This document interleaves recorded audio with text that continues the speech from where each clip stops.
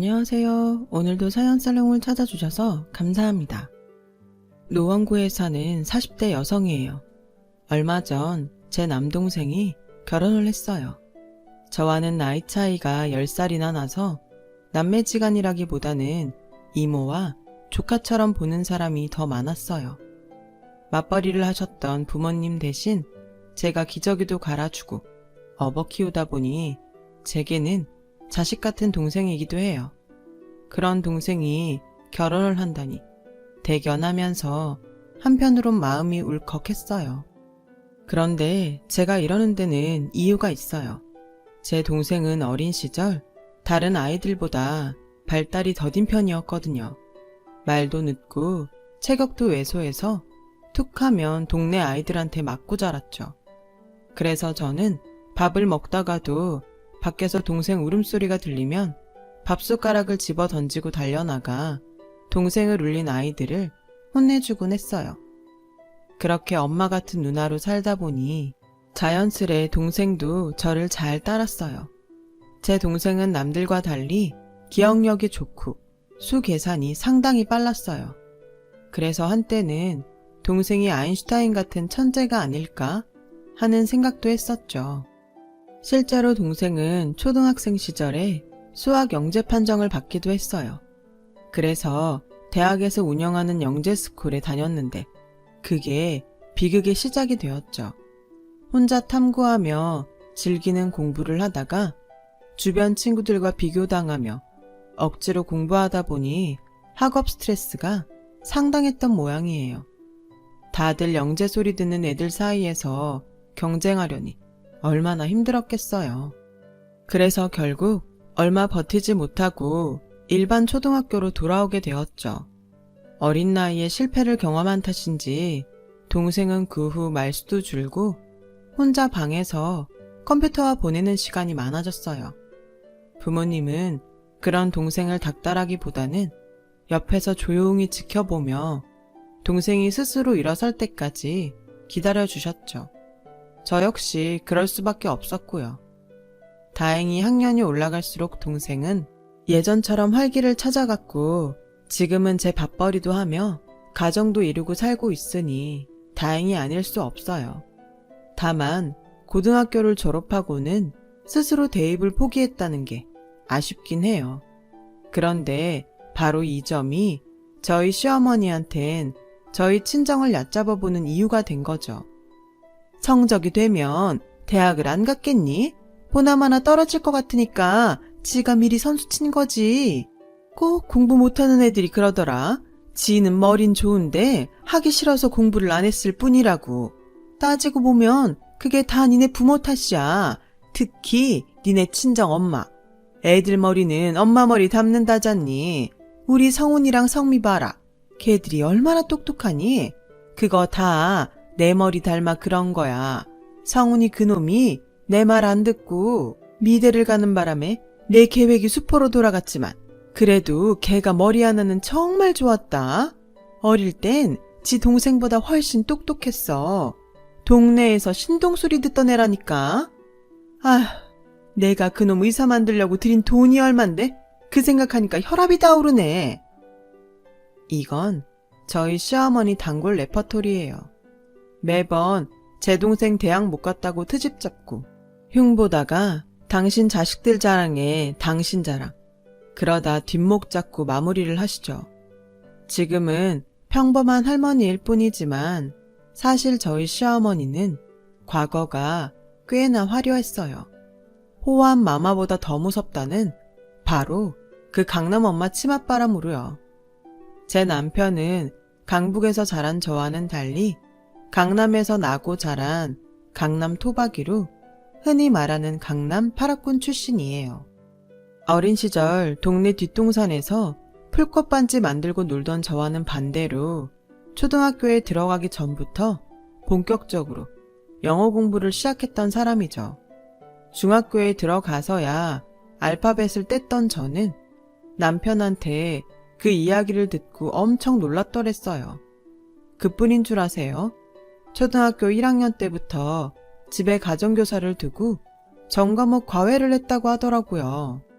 반면에 저는 시험을 코앞에 두고서야 이달학습이나 다달학습을 사다가 푸는 신용 정도 했던 수준이었죠. 저희 부모님은 애들은 밥 잘 먹고 튼튼하게 자라면 된다는 주의였거든요. 거의 방목에 가까운 교육 철학을 가진 분들이시죠. 그래도 책만큼은 잘 사주셨어요. 예전엔 출판사 외판원이 집집마다 돌며 책 판촉을 하곤 했는데 저희 부모님은 책 외판원이 찾아오면 그냥 돌려보내는 일이 없었죠. 늘 반갑게 집에 들이곤 하셨어요. 여름엔 시원한 보리차를 대접하고 겨울에는 따뜻한 보리차 한 잔을 내주시며 책을 추천받곤 하셨죠. 덕분에 우리 남매는 책 하나만큼은 원 없이 읽고 자랄 수 있었어요. 하지만 시댁은 저희 집과는 완전 정반대 분위기였다고 하더라고요. 책은 학교에서 지정한 필독 도서에 한해 교과목과 연관된 도서 위주로 구매했고 독서노트에 읽은 책 제목과 저자, 주제와 줄거리를 정리해서 암기하도록 했다고 하더라고요. 그런 탓에 남편은 그때 질려서 지금은 아예 책에 손도 안 대요. 책만 보면 왠지 독서 노트를 작성해야 할 것 같아서 진절머리가 난다나요. 따지고 보면 다 시어머니 탓이죠. 저희 시어머니는 강남 엄마들 중에서도 유별나다고 할 정도로 자녀 교육에 열성인 분이셨어요. 언젠가 남편이 그러는데 남편과 시누이는 성적에 따라 차등해서 용돈을 받았다고 하더라고요. 공부를 잘했던 시누이는 늘 제 남편보다 용돈을 더 많이 받았고 남편은 그런 여동생 용돈을 뺏어서 썼다고 그러더군요. 그 얘기를 들으면서 내심 시어머니 딸로 안 태어난 게 다행이란 생각을 했어요. 저라면 그런 분위기에선 도저히 살 수 없을 것 같거든요. 그럼에도 이만큼 잘 자라준 남편이 새삼 대단하다는 생각이 들었어요. 하지만 시어머니한테 제 남편은 거의 버린 자식이나 다름없었죠. 어머님 눈에는 제 남편이 경쟁에서 뒤진 인생 패배자로 보였으니까요. 아들이 의사가 되기를 원했던 시어머니의 바람과는 달리 남편은 공부보다는 미술에 더 흥미가 있었어요. 중학생 때부터 매달 용돈을 모아 월간 디자인을 사볼 정도였죠. 하지만 이런 남편의 취향과는 상관없이 어머님은 의사가 될 것을 강요하셨고 그래서 고교 시절엔 하루가 멀다 하고 어머님과 싸웠다고 하더라고요. 미대에 가기 위해서는 학원에서 입시미술을 배워야 했지만 남편은 그러지 못했어요. 시어머니 반대 때문이었죠. 다행히 학교 미술 선생님 도움으로 실기와 포트폴리오를 준비할 수 있어서 미대에 입학을 할 수 있었어요. 같은 과에 미술학원을 안 다니고 합격한 사람은 남편뿐이었다더군요. 그런 점에선 참 대단하죠. 그렇게 집에선 버린 자식이나 다름없던 남편은 대학 졸업 후 아트 디렉터로 영화 일을 하며 살고 있어요. 작품 전체의 이미지 구성과 그에 맞는 소품까지 모두 총괄하는 일이죠. 남편과 저는 대학 선후배 사이로 영화과 친구의 졸업작품을 돕다가 만나게 되었어요. 극작과 학생이던 저는 친구 졸업 영화에 시나리오를 써주게 되었는데 그때 영화 미술을 맡아주었던 사람이 바로 제 남편이었거든요. 남편은 현업에 종사 중인 선배였지만 후배 졸업작품에 대가 없이 선뜻 힘을 보태고 있었죠. 작품에 대한 이해도도 높고 공간에 대한 세밀한 표현도 인상적이더라고요. 시나리오를 쓴 저와도 작품에 대해 몇 번 대화를 나눌 기회가 있었는데 저와 정서적으로 많이 닮았다는 인상을 받을 수 있었어요. 하지만 남녀 간의 진전은 없었죠. 그러다 남편과 다시 만나게 된 건 제가 시나리오 작가로 데뷔를 하던 때였어요. 신인 작가라 모든 게 낯설고 서툴던 때였는데 그때 그 작품의 미술 감독을 맡았던 남편이 많은 도움을 주었죠. 책상 앞에 앉아 글로 작품을 쓰다가 현장에서 실연으로 작품을 만나니 기분이 묘하더라고요. 제가 생각 없이 쓴 지문 하나 때문에 조명이 늘어나고 소품비가 늘어나는 걸 확인하고는 죄책감을 느끼기도 했고요. 그런 현장 경험이 이후에 작품을 쓰는데 많은 도움이 되었어요. 그걸 알려준 게 바로 남편이었죠. 하지만 제 데뷔작은 완성되지 못했어요. 거의 2년을 꼬박 쏟아부었던 작품이라 충격이 꽤 컸죠. 비록 제 데뷔작은 촬영 중간에 엎어져서 극장 상영은 물 건너 갔지만 그 작품으로 저는 남편을 얻게 되었어요. 영화가 엎어지고 시리에 빠져있던 어느 날 남편이 전화를 했더라고요. 날씨가 좋아서 제 생각이 났다나요? 방구석에 처박혀 있지 말고 여의도로 벚꽃 구경을 가자고 하더군요. 당시엔 그럴 기분이 아니어서 싫다고 거절했는데 남편이 집까지 찾아왔어요. 지금 이렇게 숨어버리면 앞으로도 문제가 생길 때마다 숨을 곳부터 찾게 돼. 숨어 있으면 네가 어떤 사람인지 남들이 어떻게 아니? 네가 이름난 유명 작가도 아니고 누가 널 찾아 쓰겠냐고. 작가한테는 쓰는 것도 중요하지만 터는 방법을 익히는 것도 중요해. 내가 옆에서 도와줄게. 그러니까 방구석에서 뭉개지 말고 나와. 그때 남편이 저를 방에서 끌어내주지 않았다면 어쩌면 저는 영영 문 밖으로 나올 용기를 못 냈을지도 몰라요. 그런 의미에서 남편은 제게 둘도 없는 은인인 셈이죠. 남편 덕분에 저는 다시 기운을 차렸고 다음 작품을 준비할 수 있었어요. 그리고 데뷔 기회를 얻을 수도 있었죠. 비록 저예산 영화라 이번에도 극장 상영은 안 됐지만 그래도 제게는 뜻깊은 인생 첫 영화였어요. 그 작품을 끝내고 저는 남편과 결혼을 약속했어요. 양가 부모님을 찾아뵙고 결혼 허락을 받기로 했죠. 그렇게 처음 시댁에 방문하던 날, 저는 처음으로 부모 자식이 이렇게 다를 수도 있다는 걸 알 수 있었어요. 자식은 부모의 거울이라더니 그 말이 다 맞는 건 아니더라고요. 처음이었어요. 저희 시어머니 같은 사람은요. 모든 사람을 학벌로 줄 세워놓고 점수를 매기더라고요. 애초에 개개인의 특성과 재능 같은 건 안중에도 없는 사람이었죠. 게다가 대학을 나오지 않은 사람은 아예 인간 취급도 안 했어요. 못 먹고 살던 시절이 아닌 이상 대학 못 나온 건 다 능력 탓이라더군요. 그래, 밑으로 남동생이 하나 있다고? 동생이랑 나이 차이가 난다고 들었는데 동생은 대학생인가? 아니요, 동생은 고등학교 졸업하고 집에서 재택근무를 하고 있어요. 뭐? 그럼 고졸? 아유, 세상에, 그쪽 부모님도 그렇다. 어떻게 하나뿐인 아들을 대학도 안 보내고 그러고 살게 해? 내 자식 같으면 대학도 못 가고 방구석에서 뭉개는 논팽이로는 절대 안 키우지. 남의 자식 데려다 키우는 것도 아니고 배 아파 낳은 자식을 어떻게 그렇게 키워? 아우, 기가 막혀. 무슨 말씀을 그렇게 하세요. 방구석에서 뭉개다니요. 말씀드렸잖아요. 재택근무한다고요. 동생 다니는 회사가 너무 멀어서 어쩔 수 없이 그런 거예요. 됐어요. 그렇게 멀쩡한 대학 나왔으면 출퇴근도 힘든 그딴 회사에 다니겠어? 동생이라고 감싸는 마음 모르는 건 아니지만 이래서 사람은 좋은 대학을 나와야 한다는 거예요. 학벌이 그러니 취업이 어디 쉽니? 맙소사, 요즘 세상에 고졸이 웬 말이래. 처음 만난 자리에서부터 시어머니는 학벌 타령을 하셨고 그 바람에 괜한 제 동생만 흉을 잡히고 말았죠.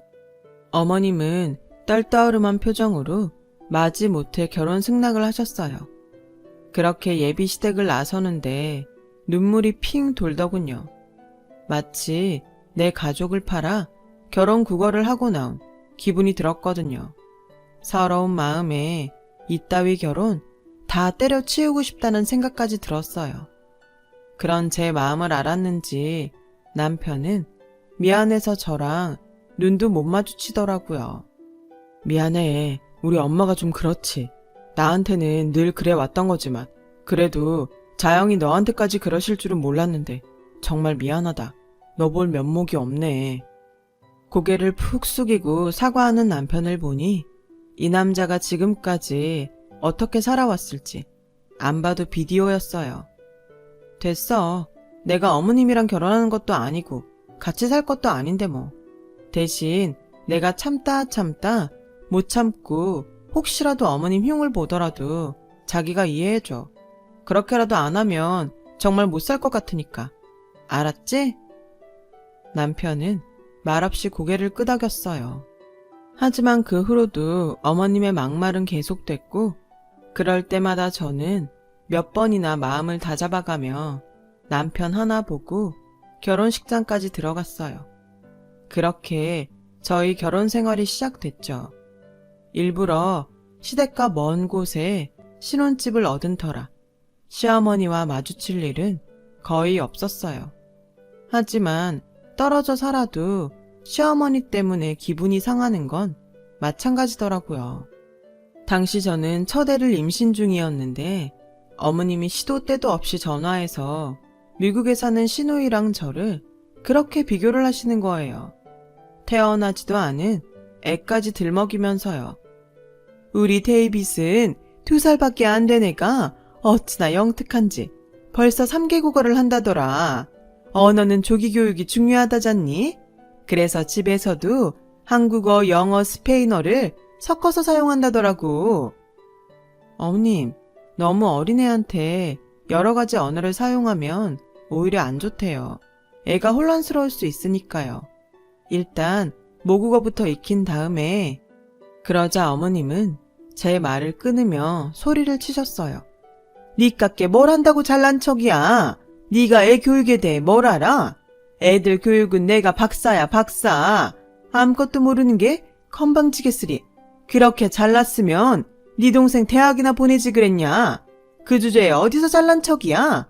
솔직히 난 네가 애를 낳아도 걱정이다. 네가 니네 친정부모 닮아서 애 교육은 아는 게 없지 않니? 그러니 내 손주가 얼마나 불쌍하니? 엄마가 뭘 알아야 가르치지. 내 딸이라서가 아니라 우리 애는 날 닮아서 애 교육이 얼마나 밝은지 아니? 너하고는 하늘 땅 차이야. 두고 봐라. 네 자식하고 데이빗하고는 천지 차이일 테니. 부모 잘못 만난 내 손주만 불쌍하지. 말 한마디 한마디가 어쩜 그렇게 사람 미치고 팔딱 뛰게 하는지. 그것도 제주라면 제주일 거예요. 처음엔 이런 시어머니 때문에 위장병이 생길 정도로 고생했는데 막말도 듣다 보니 내성이 생겼는지 10년 가까이 살다 보니 이젠 한 귀로 듣고 한 귀로 흘리며 살게 되었어요. 일하며 자식 키우고 사느라 어머니 말에 상처 입을 여유가 없어서인지도 모르고요. 영화판에 뼈를 묻겠다 각오했던 저는 결국 단 한 편도 극장에 올리지 못한 채 작가 생활을 그만두고 말았어요.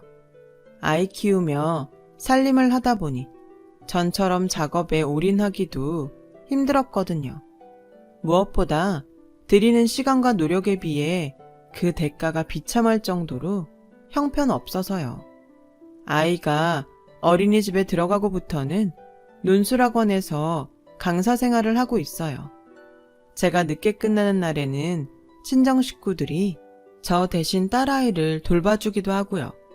친정 덕에 제가 호사를 누리고 있죠. 그러던 어느 날이었어요. 그날은 학부모 상담이 잡힌 날이라 평소보다 늦게 끝나서 남동생이 대신 딸아이 하원을 맡아주기로 한 날이었죠.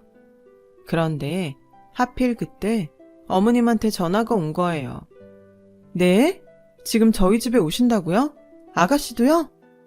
미국에 사는 아가씨가 잠깐 한국에 들렀다며 선물도 전해줄 겸 저희 집에 어머님이랑 온다는 거예요. 이렇게 되면 남동생이랑 마주칠 게 뻔하고 그럼 동생이 봉변당할 게 뻔해서 저는 남편한테 전화를 했어요. 빨리 집에 가보라고 할 참이었죠. 어떡하지? 나 지금 지방 촬영장에 내려와 있는데? 근데 수영이 한국 들어왔대? 결국 이혼하고 온 거야? 이혼? 그게 무슨 소리야? 아가씨 이혼한대?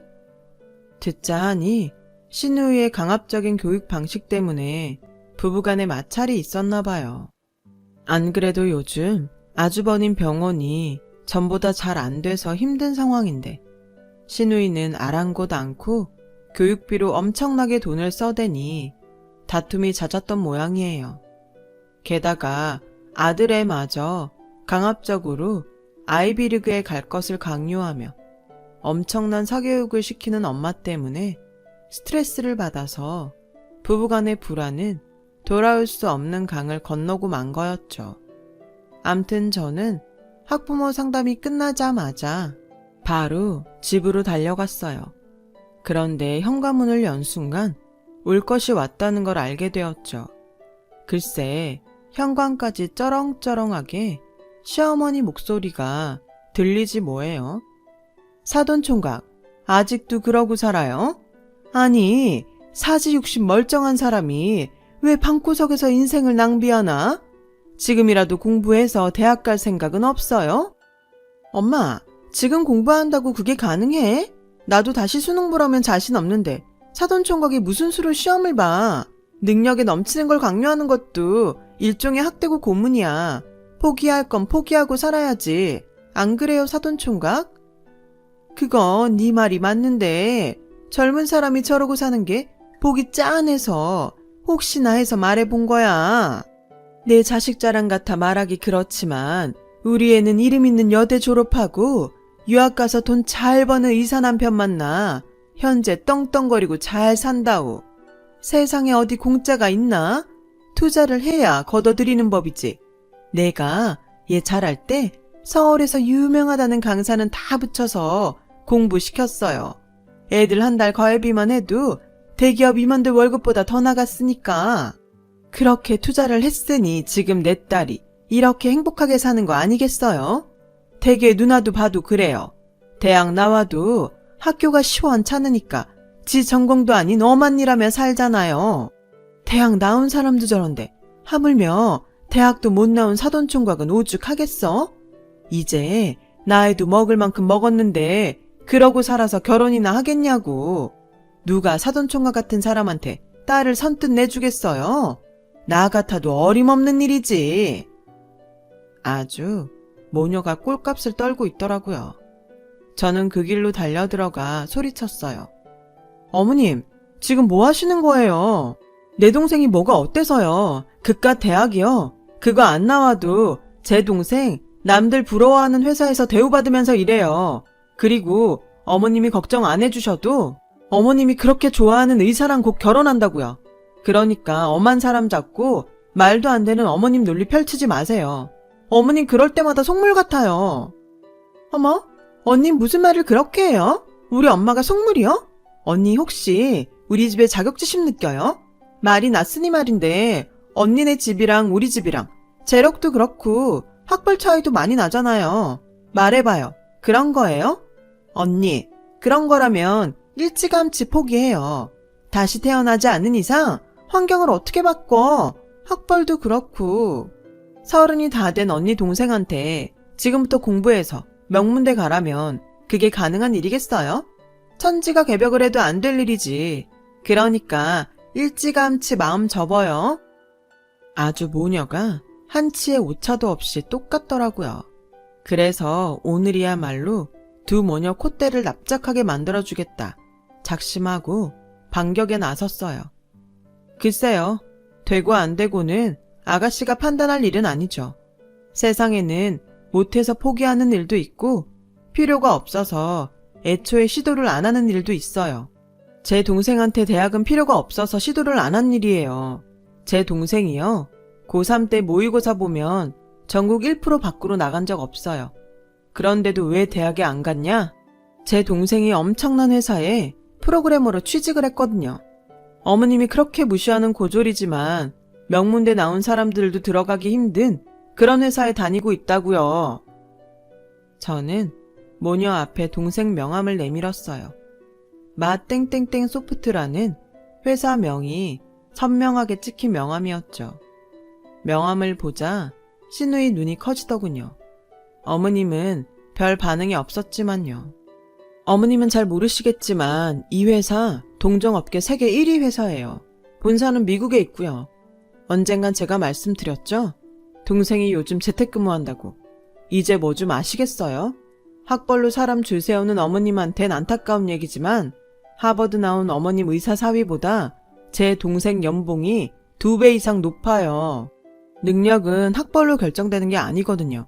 이제 잘 아셨으면 앞으론 제 동생한테 어줍지 않은 충고나 훈계 따윈 하지 마세요. 제 동생 어머님 같은 속물한테 그런 소리 들을 이유 없으니까요. 사람들이 자랑할 게 없어서 말 안 하고들 사는 거 아니에요. 벼가 익을수록 고개 숙이라는 말 못 들어보셨어요? 이제까지 제 동생 그렇게 말씀하셔도 아가씨가 최고라고 믿고 사는 어머님 생각해서 꾹꾹 참았어요. 아, 이왕 말이 나왔으니까 한마디 할게요. 그렇게 자랑하시던 어머님 따님이요. 비싼 돈 주고 학원 보내고 가외시켜 대학 보냈으면 뭐예요? 유학 마치고도 취직 못해서 돈 잘 버는 남자 꼬셔서 결혼한 거밖에 더 있어요? 어머머 언니, 말 함부로 할 거예요? 왜? 내 동생한텐 네 벨 꼬이는데도 떠들어대더니 내가 팩트 폭격하니까 자존심 상하니?